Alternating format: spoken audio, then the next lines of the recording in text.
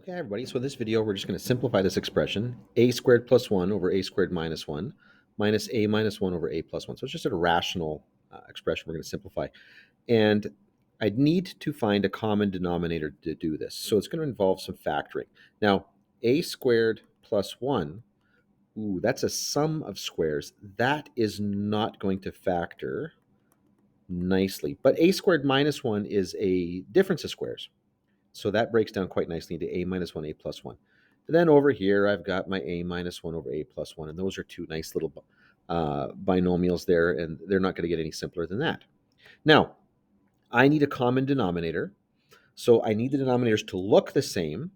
I have got a factor of a plus 1 here and then a factor of a plus 1 here. But in the first one, I've also got this factor of a minus 1. So I need to introduce a factor of a minus 1 in the numerator and denominator of my second term. Now my denominators are the same. And so because they're the same, I can just write both numerators. Okay, I can write both numerators over the same denominator. It's almost like distribution, but in reverse. Okay, I'm in a sense kind of factoring out that a minus 1, a plus 1, and applying it to both. And so now this is going to get me a minus 1, a minus 1 up there. Now, in the first term, that's just a squared minus 1. And then I'm going to multiply this out. This will become a squared minus 2a plus 1 when I distribute those terms. A minus 1, a plus 1.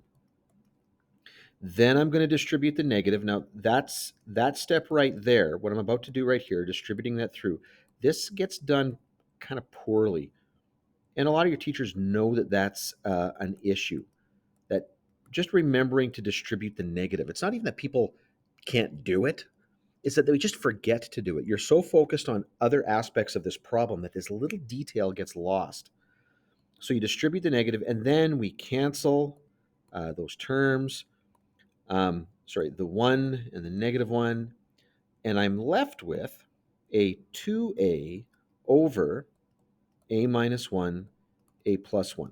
Now, you might want to just make that a squared minus 1. I don't know. You might also have to write down what your non-permissibles are. Not entirely sure, but it can't be plus or minus 1. In either case there, I'm going to end up with a non-permissible.